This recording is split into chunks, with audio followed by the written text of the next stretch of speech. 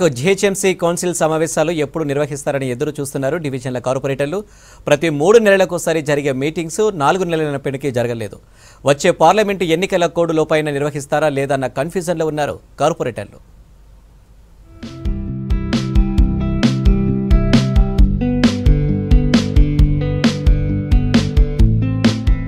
GHMC council సమావేశాలపై confusion నెలకొంది. Meetings ఎప్పుడు నిర్వహిస్తారో తెలియక అయోమయంలో ఉన్నారు కార్పొరేటర్లు.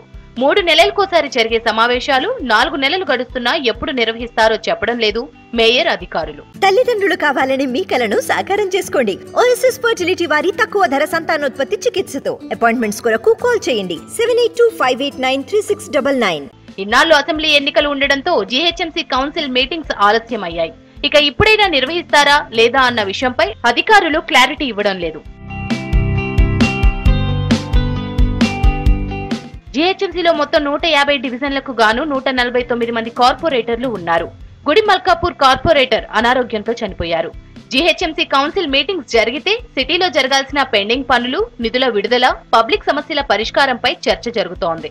ప్రస్తుతం కౌన్సిల్లో బీఆర్ఎస్ కు 58 మంది కార్పొరేటర్లు ఉండగా 6 ఇతర పార్టీల్లో చేరారు. ఎన్నికలకు ముందు బీజేపీకి చెందిన 4 కార్పొరేటర్లు బీఆర్ఎస్ లో చేరారు. దీంతో బీఆర్ఎస్ బలం 56కు చేరింది.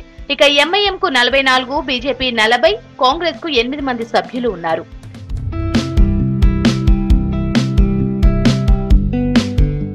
జీహెచ్ఎంసీ ఎన్నికలు జరిగి దాదాపు 3 ఏళ్లు అవుతున్నా పూర్తి స్థాయిలో ఒక్క సమావేశంలో కూడా చర్చ జరగలేదు. కార్పొరేటర్లు అడిగిన ప్రశ్నలకు అధికార పక్షం సమాధానాలు ఇవ్వలేదు. ఆ పార్టీ ఈ పార్టీ అన్న తేడా లేకుండా అన్ని రాజకీయ పార్టీల కార్పొరేటర్ల వ్యవహార తీరు ఒకేలా ఉంది.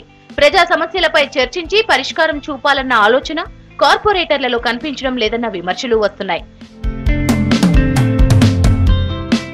ప్రభుత్వం నుంచి బల్దియాకు రావాల్సిన పెండింగ్ బకాయిలు, ఎస్ఎన్డీపీ పనుల పురోగతిపై బీజేపీ, కాంగ్రెస్, ఎంఐఎం పార్టీల కార్పొరేటర్లు పలుసార్లు అడిగినా మేయర్ నుంచి సమాధానం రాలేదు.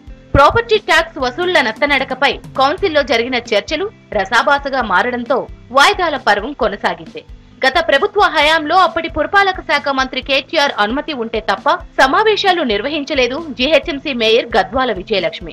ఇక ఇప్పుడు కూడా మీటింగ్స్ నిర్వహణపై కూడా మాజీ మంత్రి కేటీఆర్ ని అడిగే ఆలోచనలో ఉన్నట్లు తెలుస్తోంది.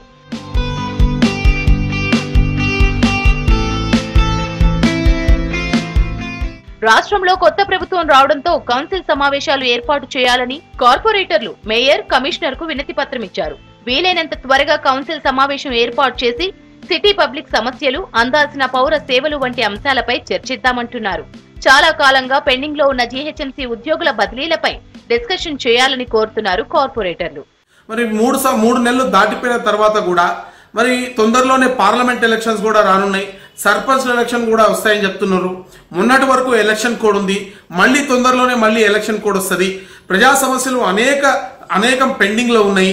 మరి మళ్ళీ ఇంకోసారి మోడల్ కోడ్ ఆఫ్ కండక్ట్ ఆ ప్లేస్ లోకి రాకముందే ప్రజా సమస్యలపైన చర్చించి, అనేక సమస్యలు ఉన్నాయి చర్చించి వాటిపైన కౌన్సిల్ ఒక పరిష్కారం చూపించాల్సిన బాధ్యత ఉంది. ఆగస్టు 23న చివరిగా జీహెచ్ఎంసీ కౌన్సిల్ సమావేశం జరిగింది. తర్వాత ఎన్నికల కోడ్ అమల్లోకి రావడంతో జరగలేదు. మళ్లీ ఫిబ్రవరిలో పార్లమెంట్ ఎన్నికలకు సంబంధించిన నోటిఫికేషన్ రానుంది. దీంతో ఆలోపే సమావేశాలు నిర్వహించాలంటున్నారు కార్పొరేటర్లు.